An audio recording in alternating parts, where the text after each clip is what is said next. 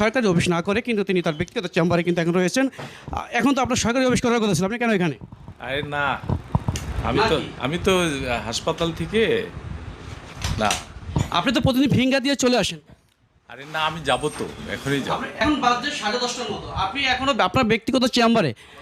ভালো না ভাই, আপনার প্রতিদিন শরীর ভালো না থাকলে আপনি কেন ব্যক্তিগত চেম্বারে কিভাবে চেম্বার করেন? আমার প্রেশার বাইরে গেছে, আমি অসুস্থ।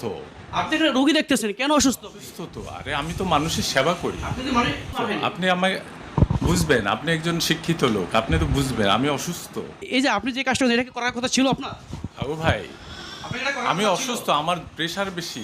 আমরা কিন্তু এখন রয়েছি ডাক্তার রাজেশ মজুমদার, যেই তার ব্যবসাকে যে চেম্বার রয়েছে সিটি ক্লিনিক, সেই চেম্বারে কিন্তু আমরা এখন রয়েছি, তার জন্য কিন্তু অপেক্ষা করতেছেন রোগীরা। আপনারা কাকে ডাক্তার দেখাবেন? কাকে ডাক্তার দেখাবেন আপনারা? ডাক্তার রাজেশ মজুমদার।